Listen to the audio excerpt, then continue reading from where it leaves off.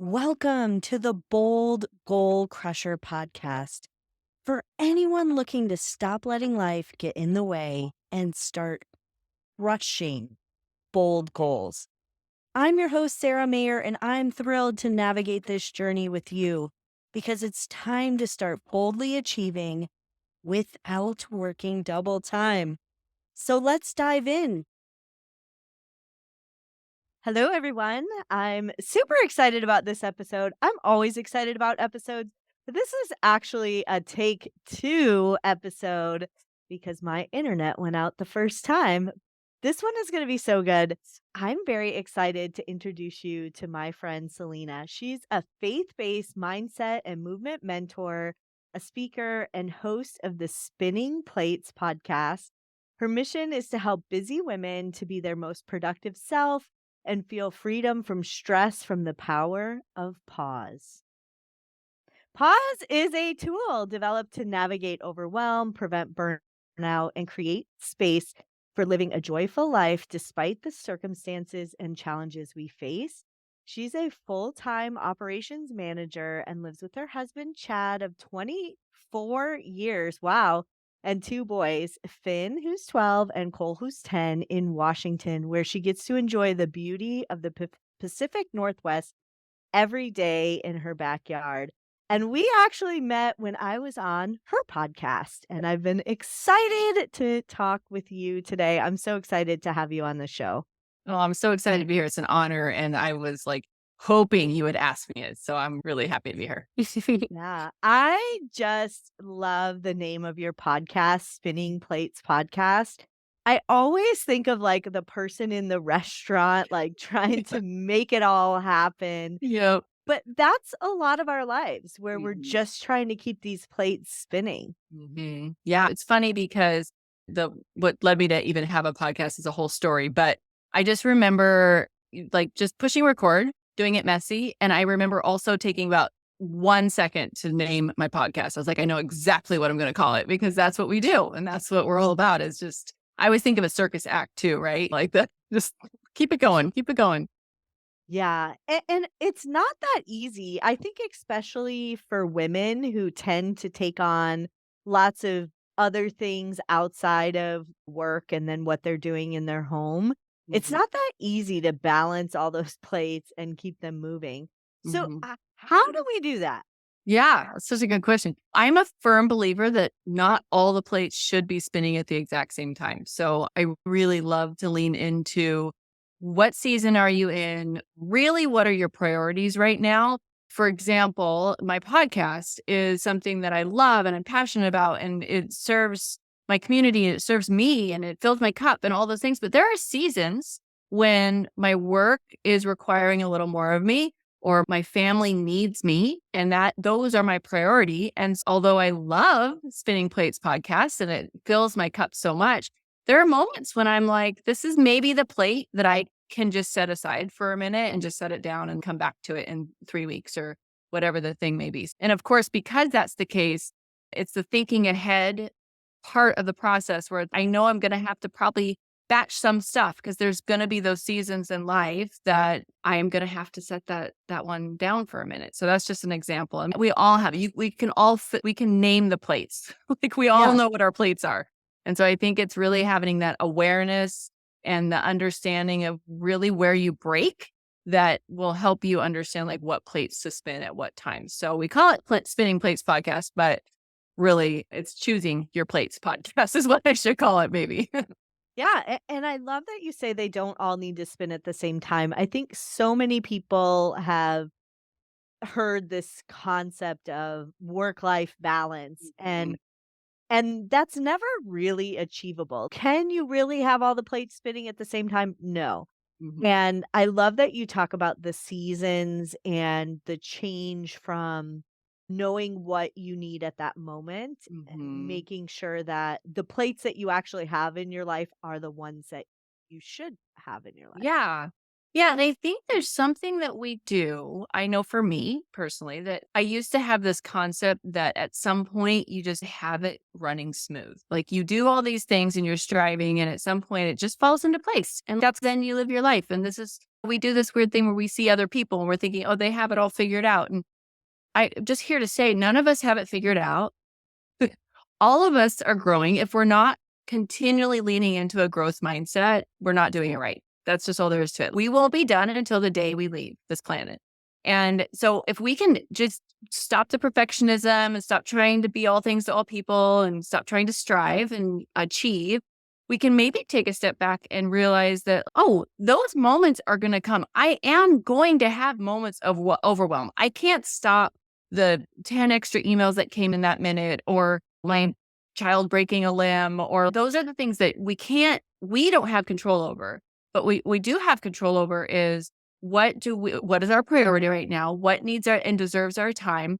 And how do we respond in the moment? And I think sometimes response in that moment is not trying to run ahead and figure it all out or to get back to a mode of having it under control. It's really about leaning into just knowing, okay, this is a moment that I just need to address, and I need to figure out what's going on here. And that it's not, I guess what I'm saying is it could be every day. You can have a day of overwhelm. That's not going to go away. How you react to it is what you have control over. And I think that changed everything for me when I started realizing that I don't have to have it figured out. Like it was really a big weight lifted, I think. Yeah.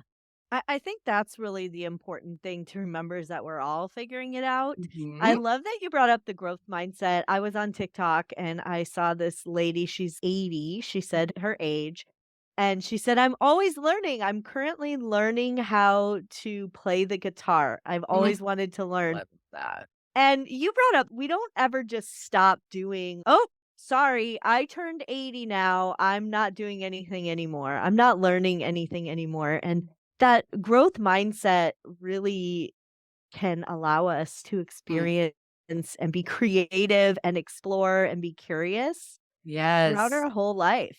Oh my gosh. My grandma is 88. Oh. And I think that's the thing that I respect and love so much about her is she's continually opening herself up to knowing. And she'll say that I'm not done. There's always something. And I think that there's like talking about overwhelm and spinning the plates and stuff. I think we always need to have the growth mindset, but there are going to be times when you're leaning hard into the growth, like you're reading all the things and listening to all the things. And there's also going to be times when growth is just being with yourself and like just realizing where you're at. I think that again, I'm lifting this veil of that we have to have it all figured out, that we have to be leaning hard into growth all the time. And every single day, we're going to learn something new. I really, a big shift for me in the workplace was I started entering rooms, whether it be virtual or whatever, but Yeah. I just started entering conversations and moments thinking, I I used to just think I really got this figured out. I know what needs to happen here. I was very fussy. I'm an operations manager, right? So this is it. This is what needs to happen. And I really started to step back and like really check my ego at the door and think, what can I learn in this conversation? Not what am I going to add to this conversation, but what is it that I'm going to learn? And I don't have it figured out. It's really awesome. Like, when you start to do that, I don't know, it gets more exciting because 'cause you're looking for those nuggets of something new that you can pick up, and I think that's really what keeps us alive and keeps us joyful. Yeah, I think that's a great perspective of entering the room. What can I learn? We both Mhm, are, I'm a former operations director. So many times when I would think I had it all figured out, I really didn't. And one of the mhm. biggest lessons I learned was, how did we get here? Ooh, I love that. And people would say, "This is how we do this." And I'm like, "Okay, how did we get here?" And Mhm. that question was like, "So and so sent me this spreadsheet, and this was the easiest way for me Yes, to get it in my format." And then yes. I learned this from my boss, but he said, "What would it be like if you could recreate the process?" And people would say, "This would be automated," or Yes. "This I wouldn't need to I do." for sure wouldn't do this or yeah, right. Yeah, and they always had the solution, and it was Yes. great. It was a great way to be curious Yes. and hear how we got there because sometimes a little tweak would Hmm. change a lot of different things. Yeah, and I heard a podcast a long time ago that had said something, and when just probably no one else heard it in that podcast, but for me, it like clicked and it's always stuck, which is that we really to go in with the idea of experimenting. So, and that's part of my pause process at the end is also as you move forward after you've taken a moment of pause, which we can talk about, but is that this idea of, and I'm gonna a science experiment. I have a picture of what I think I'd like this to look like, but I'm also gonna try some things on and be open to the fact that might not have been the right answer and shift as needed. And I think that what we're saying here is just that, yeah, what can we change? What can we try? I think about like morning routine. Like if it's not working for you, if you don't even have one, what is something you can do that's going to help you with your morning routine or whatever the thing is? There's always Yeah. something we can change. You brought up the power of pause, and we are heading into the holidays. So Mhm. burnout is in the air, but also this feeling of finishing strong, and then this desire for a lot of people to enjoy the holidays and make things Mhm. magical. That's a lot in the Uh-huh. season, a It lot is. going Even on as you're there. describing it, my anxiety level goes up. Woo, yeah, Yeah. there's just so many things. And I think for many people, the holidays are magical and fun and sometimes stressful. And then afterwards, it may feel like, oh, I need a break now because I just went through a lot in 6 to 8 weeks. So, Yeah. how I know you use this power of pause process, and how would that maybe help with the current Oh, yeah. time? Good question. Yeah, good question. So I'll describe the power of pause and how it came about, which is I've been going through this process of my own, and little did I know I was developing a tool just by necessity through my own issues with overwhelm and anxiety and burnout, and just finding those moments where we become kind of overcome with the moment, with whatever's happening. We can all probably put ourselves in that position very quickly because we've all felt it, which is you've got this list going and then somebody needs this and then you get a phone call you weren't expecting and then you still have the laundry that needs to be flipped and there's still the laundry that needs to be folded in the other room. You do this bucket system and it's not putting it in separate buckets. You're putting everything in one bucket. So your anxiety level goes up. I know for me, I know my indicators, which is the first step is understanding where you're at in the moment is my indicators are my chest will get tight. I'll start to get snippy with people. I will find myself in the pantry wandering around, having no idea what I'm actually in there for. I'm just hungry. Like I have all these triggers that I know is me going into a state of overwhelm and burnout. And I think that's the first step. And I was finding myself getting through this process, which I'll describe. And I just was for me. It was just for me. It was something I was doing. And this new year came and the word pause just kept literally, with everything you're looking at, this word keeps coming up. And I thought, I guess that's my word for the year. I had another one, but I think I'm leaning into this one. And then as I was just meditating out for myself and thinking about what is this word pause for me? Why does it keep coming up? It was just like God just gave me like this like laundry list of this is your process. This is what you do. And it all came together. And then it was very exciting for me to feel like I could pay that forward and share it. And it's been very organic, but I just love that I can label it now for people and describe to them. So pause is really an acronym, which is easy, which I love those because it helps me, or cross stick, I guess they call it. It helps me remember. So P is for pause. So literally taking a breath. And I go through this process when I speak of assessing where you're at today and just stopping, literally pausing for a minute. Like when you get to that state of overwhelm, running ahead is not more productive. Figuring some things out before you move on is, I always say, pause before proceeding. Just take a minute. And so I really walk through, and meditation has been huge for me in the pandemic. I learned how to do that properly, and there's no proper way. I learned how to stop, the kind of box breathing, just taking some moments and there's a lot within that pause process of whatever it looks like for you. Maybe you're journaling. And I really love that it can be in like a 30-second time period, or I could pause for a day on it. Like I don't have to necessarily proceed on everything right away. So I would do this at my desk. I would take a deep breath or walk outside, get fresh air. I don't know about you, but when I take like a 5-minute walk, I already feel better. So just whatever pause looks like for you. And I love sharing with people that pausing can have movement. So for me, working out is a form of pausing and moving my body and all the things. So that's P. A is agency. So it's, what do you have control over? What really do you have control over? I believe that you have areas of control, your reaction, your response, your attitude, what email you send, whatever the thing is, but you have control. And there's a whole bunch that you have influence over. So you can make suggestions or make an impact with just your own example, but you don't necessarily have control over it. And then you also have the area you can't. And what is that area? That's other people's responses, other people's actions. You don't have control over it. You need to shift your perspective to what you can really move the needle on for yourself and not worry about everyone else and not trying to pull them into the process with you. But what can you change in this moment? That's A, agency. And then U is, do you want me to keep going? Are you good? Yeah. Okay. Yeah. Spitting out a lot, but I wanted to, as we Yeah. continued, I think it'll help. So U is for understanding what's next. And for me, that's a brain dump exercise. That's the best thing for me is when I am feeling overwhelmed, I've taken this moment to breathe. I've reminded myself of what I really have control over. I need to brain dump. I have too much happening between the ears and it's all feeling like a lot. And with that brain dump exercise, understanding what's next is really, I do this process, which I'm sure you've done a similar process, which is do, drop, delegate. What do I really need to do? No one can work out for me. That's a thing I have to take care of. That's something I have to feed myself. I have to literally go eat lunch. Nobody can do that for me. And whatever else is on the list that it is responsible for me to do. Drop is exactly that. In this moment of overwhelm, in this season, what's that spinning plate that we can set aside? Do I really need to worry about the laundry today? Is that the thing that's going to put me over the edge? It's probably not worth me going to an asylum. Probably can be set aside for a minute. But we all have those things. We have those things that go from our list from day to day to day. And I encourage people, if it's made it to your list for 3 weeks, it's probably a want and not really in this season something you need to do. And then delegate is exactly that.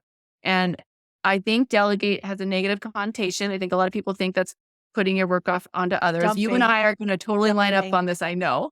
People will say it's dumping. Yes. And I think when you were on my podcast, I feel like we talked about delegation, but Yeah, I I like believe, to give yeah, opportunities to others. that's exactly what And I was. sometimes you don't know what they are looking to learn. Mhm.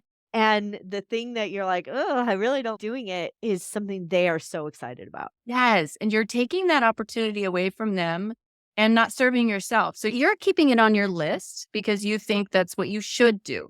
I can't give this to anyone else. But I have found the, the best opportunities for me to empower others around me, whether it be my children, whether it be my husband, whether it be somebody at work, is through that moment of, hey, I'm overwhelmed. I really need this done. Is there any way you could do this? Instant cart is a form of delegation. Like, Yeah. like we don't need to overthink this. Delegating doesn't mean you have to have a big download with the person, but like maybe if laundry is the thing that's really going to put you over the edge and bugging you, and it's obviously not on your do list and you feel real weird about dropping it, maybe you have your kids help with laundry that day. They don't do it every Yeah. day, maybe. And that's like a thing you can have them help with. So I think it's going to be unique for each person. And we're using a lot of examples here, but really understanding what's next is really key before you can move forward because you do have to dissect it a bit and you can do that. And sometimes you can do it in a minute. This doesn't have to be a big process. It's okay. What in this exact moment is the thing I have to do right now? And that's okay. Yeah. Right. Yeah. And then S is very key too, which is set expectations. And I believe that with all of this, you can pause and you can do this whole process and remember and give yourself a pep talk. I'm not responsible for other people's feelings. You have this whole moment, you do your list. But if you're not being clear about what your plan is moving forward, people aren't in your head. They don't know what's going on. So it could be as simple as, hey, I need a minute. I'm going to step away. That could be the expectation you're setting. Or it could be these 5 things are due.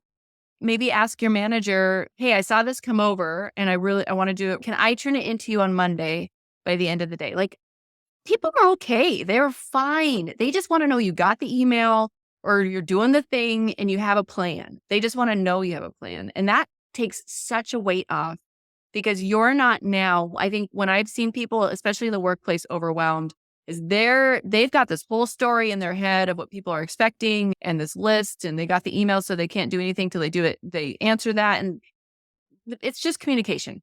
So it's taking a minute to chat with the person, maybe that you had that project due and you're feeling overwhelmed today, so you're going to do it tomorrow or whatever the thing is. So setting expectations, and also with yourself. So if you're saying in this moment, it's really important for me to go move my body, or it's important for me to go eat lunch, keep that appointment with yourself, because it is important for you to act like you are also important in the process. That's so pivotal, is to understand that those things on your understand what's next. And if it's related to you, they shouldn't be at the bottom. They're probably the thing that's going to serve everyone around you. So set those expectations with yourself and others, be clear. And then E is energy and experiment. So or two, I added on energy because I just can't not. It's as I've gone through this process, I'm like, it really is the thing. So energy is when you come into the overwhelmed state and you're starting this pause process and you've gone through this again, I've done it in 1 whole minute. I can go from beginning to end of this process. It's totally doable. But when you get to the end of it, don't leave the situation, don't leave that moment of pause the same way you came in. So the energy you come back out with should be renewed, and it should be reinvigorated. It should be something that really does serve yourself and those around you. And that's all about mindset. Reminding yourself that you are one person. This is a season, that you are going to come back at it in this moment, get the priority list done, maybe come back and pause and do it all over again when you get that priority item done. And just to have a renewed energy throughout the process, that you don't have it figured out, and it's okay. Like it's fine. That's okay. And experiment is what I talked about earlier, which is just not being perfectionistic I think we do this weird thing where we're like, okay, I've paused now and I've taken a minute and I'm better and I'm all better. And then you go right back and your inbox is the same as it was when you left. That's not changed. Playing around with it and not taking it so serious, right? Experimenting a little bit. I absolutely love this framework for many reasons, but one of the biggest reasons is it gives us permission to actually pause. It Mhm. gives us permission to rethink the situation we're in and come out different, better. I don't know what the Mhm. word is, but with a new, I know what the word is, with a new energy Yeah, there you go. around what we're Yeah, working exactly. around. Exactly. Yeah. And I think so many times people get caught up in that hustle culture, like the Mhm. finish strong. I have to finish strong. I Yeah. have to do all these things for my kids. And I, I, I don't know why Elf on the Shelf came up in my mind. I have to do the Elf on the Shelf. I need to Yep. move it every night, and it needs to be creative and Yep. fishing and doing all this Yep. stuff. When in reality, your kids just want time with you. That's They just right. want your attention. That's right. I have to say, that's so funny that you said that. So this is such a good example, and it's funny because it headed into the new year, which is when this all came. So it all makes sense to me now. But Elf on the Shelf has been in our house. We've had Elf on the Shelf, and last year, oh, it's going to be emotional thinking about it. But I remember feeling that what you were just saying, which is this pressure and this, I guess, expectation that nobody put on me. Like that was not a thing. Just society put it on us. But last year, I had our elf write a letter to the kids saying goodbye and saying, you know what, I've had so much fun with your family, and I'm going to go and I'm not coming back. And it was it was a poem, and it was a whole thing, and it was all cute and everything like that. But I needed that, and I think that's where we had that. I had control over that. I was like, I don't my kids don't even look for it barely anymore. I'm running around trying to do these things. My husband and I are getting creative every morning, and that was fun trying to figure things out last minute. But I think that we are in control of our lives. Nobody else gets to do it for us. And I don't really care if Elf is in our house anymore. It was a season and it was beautiful, but it's not right for us now. And that's okay. And like you said, permission, right? Yeah. If anyone hears anything from us today is like you're the one in control. And I can tell you none of my circumstances changed from a few years ago, but yet everything's changed. And I know it's because I've learned this piece of mindset where it's I get to call the shots, and I get to figure out how I want to handle things, not what's coming at me, but how I want to move forward. So the holidays are important part of that. I think to answer your question originally, how pause plays a part is I think that's exactly what I would encourage people are in those moments when you're feeling the pressure and the stress, just do this process. Do a pause, take 10 minutes in your closet without anyone around or whatever that looks like, and just take a deep breath and just understand what you have control over. Make your list, figure out what you really need to do, set clear expectations for yourself, and then go back at it with a renewed energy. You're going to have so much more fun during the holidays if whatever the thing is, the tradition that you think you have to do because your kids, maybe talk to them. Do you guys like it when we do that? And maybe you guys figure out a new tradition together and not make it, I don't know, so hard. We do it to ourselves. It's awful. It's awful. Yeah. Yeah, it's really interesting. I don't have I didn't raise biological Hmm. children, but I did have 2 foster daughters who came to me when they were Mm-hmm. teens. And I remember with my cousins and stuff, we always wanted jobs. Like, we Hmm. were all about jobs, and I think Yes. that sometimes as parents that the clients that I've worked with who have young kids, they don't realize the power of giving kids a job. Like, one of my clients' kids was like, "You don't like to take out the trash. I love it." Mm. Oh I'm my like, gosh. "What?" That's Like, amazing. "What?" That could be my job, and for Yeah. her, it was always a thing, and then she taught him to put the bag back in, and Yeah. it was always a sticking point with her and her husband, like, "Why is there still trash in here? You can clearly see that it needs to go Yeah. out, and why didn't you put the bag in?" And then they gave this job to a 10-year-old, and Yes. he thinks that's the greatest thing ever. Now, he does now want to be a garbage man, but he'll grow out of I that, love or that. maybe I he love that. won't. Maybe he'll be the best garbage man ever, but I Yeah. think that sometimes we going back to that delegation, Yeah. even though that wasn't really delegated, we don't realize the joy that we could give Yes. to others. You know, Yes. that was the greatest Thursday of that kid's life That's so for amazing. years. And I think as you were saying it, I was asking myself, like, why is that we miss those opportunities? And I'll be honest, I know for me, it was like, I just need to get it done. I don't have time for this training process or like whatever the thing is. And I think it comes down to picture. Like I had in my mind, like this picture of what clutter would look like or decluttered would look like, or a picture of what Christmas would look like. It'd be all perfect. And I know that we have the Christmas tree and ornaments is a great example.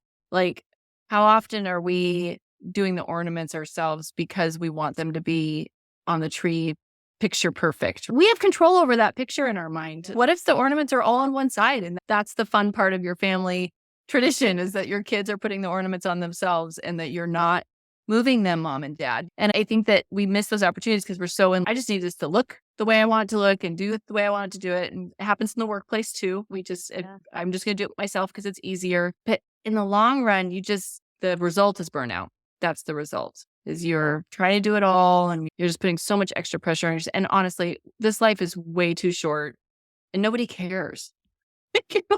Nobody cares about the ornaments 5 years later. That's not the thing. That is one thing I do too when I'm doing the understand what's next list. I just thought of that.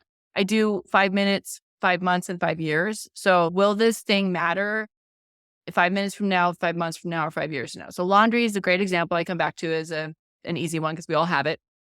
5 years from now, I'm not going to remember that day that I didn't do the laundry. It's not going to affect me. 5 months from now, I'm not going to, it's like a 5 minute thing that can get moved for a minute. It's not going to be the thing that affects me down the road. What are those issues that are going to have longer lasting impact than others? Yeah, I think that's a great question to ask 5 years from now, is this going to matter? Hmm. And and I think about not to keep harping on the holiday tree, but Hey, it's coming. the biggest fights in my family were when my mom was fighting with my dad over the way the lights were Yes. done. And we just as soon as the tree came out, we scattered because we were like, Stressed, right? You're like, we don't want to be around "We for this. do And I don't want not." that for my kids. So Yeah. I don't remember where the ornaments were, but I do know if the lights weren't perfect, it was not a good day. No. Oh my gosh. And in reality, Did that really matter? No, but I'm still talking about it. It ended up mattering. The thing that probably wouldn't have mattered back then ended up being right, like, in your mind for a Yeah. while, and it's funny for us as my boys have gotten older too. Funny enough, I actually do all the decorations, and they don't really have a real strong desire to put all the ornaments on the tree. But what we've learned is, because I've been able to change this picture in my mind, because I used to have this picture of Norman Rockwell. We're all around the tree putting up ornaments, and it's this whole festivity that we do. And it's really turned into, I turn on White Christmas, I'm putting the ornaments on, and then they just check in, my husband included. They just come down and they'll grab an ornament and put it on, and then they go off and do their thing. And because I've been able to control that picture in my mind and change and experiment, I have so much more fun now. It's turned into like mom's decoration time, and the boys, when they come check in, I can enjoy that moment so much more because I'm not stressed out about where they're putting it. And I don't know, it's just fun to look back and realize, like, the things that were really weighing on me, I've been able to let go of. So I guess I'd just like to give hope to anyone who feels like they're in that state of overwhelm. There's ways you can do it, and it will change. It'll change if you change. And I encourage everyone to take that pause, whether you think you need it or not, especially around as we head into the holidays and the end of the year, so that you can be intentional about the magic you want to create and the season that you want to have, rather than jumping from thing to thing, and Yes. really think about that. Yeah. I love that too. And I think that, again, I know I've said it a couple times, but I just really want to stress, sometimes I have to pause a few times a day. Like, let's remove the stigma that the issues are all going to go away. They're not. They're going to be there, but you feel so much better when you have control over your response and your reaction. And I think just going back to the very beginning of what we talked about with it is just having that mindfulness of when you're going down the path and you're starting to feel, like I said, I start to get a little shorter fuse with people, and I start to get, like, my tone changes, and pay attention to that. That moment is the moment that you can go pause. And what it does is, the result is you're not regretting conversations that you've had in that moment. And we're not the best when we're in that space. We are in fight or flight. That's what's happening. So when your anxiety goes up and you start to feel overwhelmed, traditionally, we were like afraid a lion was coming at us, but we don't Yeah. have that anymore. So we have the same internal response, but yet there's not really something we're fighting. And so taking that moment to identify, ooh, I'm not really in a good headspace at the moment. I need to pause for a minute and then come back at it. And it's just more fun. Yeah. And then I think it allows you to really to finish the year strong if that's what you're looking Mm, for, or finish out the quarter and really get focus. I like that in pause there's the understanding what's next, and you talked about maybe some of the things that aren't next that just need to mhm, go. mhm. And when we have so many plates that we're trying to keep going, many times it's hard to really focus on the one Yeah, plate that truly should be spinning gosh, the fastest. so true. Yeah, quality, right? Where I love the phrase less is more.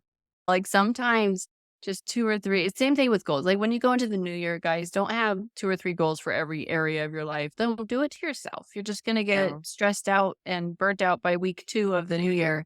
But really pick two or three things for throughout the year you want to work on. And my Yeah. gosh, if we could grow in 2 areas each year, or think about our lifetime, that's amazing. So yeah, we don't have to try to figure it all out. This isn't the year you have to figure it all out. Yeah. There's a great book, I don't know if you've ever read it, The Gap and the Gain. Have you ever read this book? I've heard of it. I haven't read it though. It's a must read. I love Okay, it. good. And one of the things they talk about in the book is there's the gap, and we tend to measure ourselves by what we didn't do Mhm. instead of what we actually gained. And they use this great example just really quickly about this teacher who was like teaching a child who wouldn't even walk in the grass, wouldn't touch grass. And the parents are like, she's not doing this, she's not doing that, and she's not doing that. And she's, wait a minute, a year ago, this kid would not even touch the grass. And now Wow. she's playing on the playground with other kids. Like, Yes. we have made so many gains, Mhm. but we're so focused on the gap. Oh my gosh. Um, Yeah, I love something I started doing at the beginning of the pandemic. It was all of us were in such a space, and I realized that I was listing all the things I didn't get done that day. And so flipped it, and I started sharing, like, on social media and stuff too. Like, just the things that got done that day. And I think if we just did that one simple act, we'd feel so much better about you guys are Yeah. getting so much stuff done every day. Yes, there are things on the list that hang out and stuff, but my gosh, just getting up and brushing your teeth is an accomplishment. Do Yep. it. You know? If we did all the things I shared this on social media once. If we did all the things that were recommended, like brush your teeth, floss your teeth, like every single thing, eat 1 apple a day, all the stuff, we would never do anything except No, all those things. not sustainable, but we can make our bed and we can't just I Yeah. would encourage everyone for the next couple days, just start making lists of what you did get done and you are Yeah. doing amazing things. You're Yep. doing amazing Yeah. things. Cool. I just love this conversation. I love your process of the power of pause. I'm going to implement that Nice. because it's so needed, especially all the time, but especially around the holiday time. Now, if somebody's listening to this episode and they're like, oh my gosh, I need to connect with her, how can they connect with you? What might they expect if they were to work with you? Yeah. Yeah, good question. The easiest is Instagram. That's just where I spend most of my time, and I am on, under at I can't talk, at Mrs. Salina.Johnson, so I'm sure you'll put that in the show notes. But yeah, so you go connect with me there, be in my DMs. I really love that I talk about this stuff all the time. So if you just want like nuggets, I sing every morning in my kitchen. So if you just need a little joy bump in the first thing in the morning, I'm there for you. Yeah, it's what I love to talk about. And yeah, as far as working with me, so I help people with nutrition, mindset, workouts. And yeah, I've got groups starting every month and happy to talk to anyone about joining us. My group is called Fit for Joy. So that's what I go by and I love plugging real busy women into activities that will help them serve those around them. That's my heart. I love that. So definitely connect and then also check out the Spinning Plates podcast. Yeah. Absolutely, for sure. Yes. Yeah. Love- Thank you so much for being on the show. I always love chatting with you, and I know that we will have some collaborations coming up in the I future. know. My wheels are spinning already. Yeah, of course. Thanks for All having me. right. Thanks everyone for tuning in. Remember, it's time to crush your goals and everything that gets in the way. You do not need to work double time. So let's get to it. Thank you for tuning in to the Bold Goal Crusher podcast, where we crush goals and everything that gets in the way. I always love to support my community. I look forward to seeing you crush your goals this year.